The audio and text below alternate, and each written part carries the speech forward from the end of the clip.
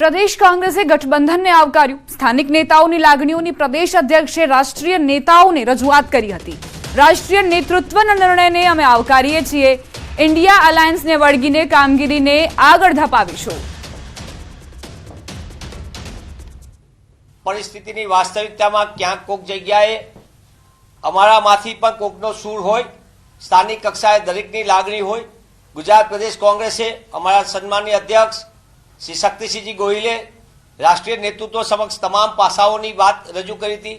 મજબૂતીથી પ્રદેશ કોંગ્રેસનો મત પણ રજૂ કર્યો હોય, પણ અંતે રાષ્ટ્રીય નેતૃત્વ જે નિર્ણય કરે તે ગુજરાત પ્રદેશ કોંગ્રેસ માથા પર ચડાવીને આગામી દિવસોમાં ગઠબંધનના ઇન્ડિયા એલાયન્સનું જે છે અમારી એને સંપૂર્ણપણે વળગીને એની કામગીરીને આગળ ધપાવશે। तो आ तरफ कांग्रेस और आम आदमी पार्टी गठबंधन पर फैजल पटेल नाराज जोवा मळी रह्या छे। તેમણે કહ્યું હું દિલ્હી જઈશ, રજૂઆત કરીશ, હજુ નોમિનેશનની પ્રક્રિયા બાકી છે। ફૈઝલ પટેલે કાર્યકરો કહેશે એ મુજબ હું કરીશ તે પ્રકારનું નિવેદન આપ્યું। ભરૂચ સાથે અમારા પરિવારનો જૂનો સંબંધ છે, ભરૂચ બેઠક અમારી છે તેવું કહેવું છે ફૈઝલ પટેલનું। આ નિર્ણયથી હું અને મારા કાર્યકરો વિરોધ કરીશું, વિરોધમાં છીએ આ નિર્ણયની। પાર્ટી જે બોલશે તે અમે સ્વીકારશું। હું જરૂર જીતીશ જો કોંગ્રેસ ભરૂચથી લડે તો આ પ્રકારનો વિશ્વાસ પણ તેમણે વ્યક્ત કર્યો। સ્વર્ગસ્થ અહેમદ પટેલના પુત્ર છે ફૈઝલ પટેલ। અગાઉ ભરૂચ બેઠક પરથી કોંગ્રેસમાંથી ફૈઝલ પટેલનું નામ ચર્ચાતું હતું। मैं दिल्ली अभी शाम को जा रहा हूं और हाईकमांड से वापस बात करूंगा। देखिए, नॉमिनेशन के लिए बहुत टाइम है, इलेक्शन के लिए भी बहुत टाइम है, काफ़ी कुछ हो सकता है। जी, आप जानते हैं कि हमारी जो रिलेशनशिप है कांग्रेस की भरूच डिस्ट्रिक्ट के साथ, हम यहाँ पर उनकी लोगों की आवाज़ बहुत सालों से बन के आ रहे हैं। मेरे लेट पिताश्री श्री अहमद पटेल भी भरूच के लिए उन्होंने बहुत काम किया है। ये हमारी सीट है, ये हमारी कॉन्स्टिट्यूंसी है। बेशक अगर अलायंस में ये आज अनाउंस हुआ कि आम आदमी पार्टी को भरूच लोकसभा की सीट दी जाएगी, मैं और मेरे पार्टी वर्कर्स जो हैं हम तो बिल्कुल इसके विरोध है, लेकिन जो पार्टी बोलेगी वो हमें स्वीकार करना पड़ेगा। मैं हाईकमांड से बात करने वाला हूं, उसके बाद मैं और बोलूंगा। कल का ट्वीट है कि मैंने राहुल गांधी को वादा किया है और अभी भी वादा दिया है। मैं जरूर जीत के आऊंगा अगर कांग्रेस यहाँ से लड़े। आप અને કોંગ્રેસના ગઠબંધન પર પ્રદેશ ભાજપ અધ્યક્ષ સી.આર. પાટીલે પ્રતિક્રિયા આપી। તેમણે કહ્યું ગુજરાતમાં આંધળા બહેરા ભેગા થયા છે। કોંગ્રેસ અને આપ પાર્ટી બંને દીવા સ્વપ્નોમાં રાચે છે। 126 બેઠકો પર આપની ડિપોઝિટ જપ્ત થઈ હતી। માત્ર 2 ઉમેદવારનું ગઠબંધન થયું તે જ બતાવે છે આપની તાકાત કેટલી છે।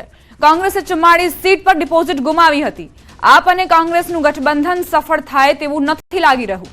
રાહુલ ગાંધી નેતૃત્વ કરી શકે નહીં તેવું કોંગ્રેસના લોકો માને છે।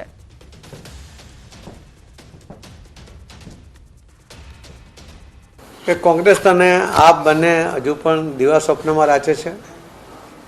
વાસ્તવિક ભૂમિ પર આવવા માટેની એમની તૈયારી નથી। એટલે આંધળા અને બહેરાનો જે વિશ્વાસઘાત થયો હતો એવો જ સ્થિતિ અહીંયા પણ થવાની છે। અહીંયા પણ આંધળા અને બહેરા 2 જણા ભેગા થઈને ગુજરાત જીતવા માટેનો દીવા સ્વપ્નમાં રાચી રહ્યા છે। હું ચોક્કસપણે આપને ખાતરી આપું છું કે જે ગયા વખતે 126 સીટ ઉપર આપની ડિપોઝિટ જમા થઈ હતી એમાંથી એણે બોધપાઠ લઈને આ વખતે ફક્ત 2 સીટ માટે પણ તૈયારી બતાવી, એ જ બતાવે છે કે એણે પોતે હાર માની લીધી છે। કોંગ્રેસ પણ 44 સીટ ઉપર એની ડિપોઝિટ ગુમાવી હતી અને જે એના લોકો સત્તા જીત્યા હતા આજે તો એમાંથી પણ ઘણા બધા ઓછા થઈ ગયા છે। તો એ જ સ્થિતિની અંદર જ્યારે કોંગ્રેસના આગેવાનો, કોંગ્રેસના ચૂંટાયેલા સભ્યો પણ જીતની કોઈ શક્યતાઓ જોતા નથી, ત્યારે આવા ગઠબંધનને કારણે ગુજરાતમાં એમને કોઈ જશ મળવાની કોઈ પણ શક્યતા નથી। હવે આગળ વાત કરીએ પીએમના પ્રવાસની તૈયારીઓ વિશે।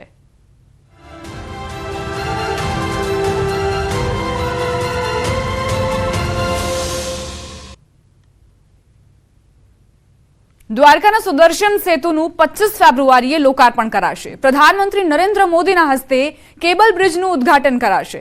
980 કરોડના ખર્ચે તૈયાર થયેલો આ કેબલ સ્ટેટ બ્રિજ 2.32 કિલોમીટરનો દેશનો સૌથી લાંબો બ્રિજ છે। આ બ્રિજના લોકાર્પણ બાદ દ્વારકા અને બેટ દ્વારકા વચ્ચે મુસાફરી વધુ ઝડપી બનશે। શ્રીમદ ભગવદ ગીતાના શ્લોક અને શ્રી કૃષ્ણની છબીઓથી આ સુદર્શન સેતુ શણગારાયું છે। ફૂટપાથના ઉપરના ભાગમાં સોલાર પેનલ લગાવાઈ છે.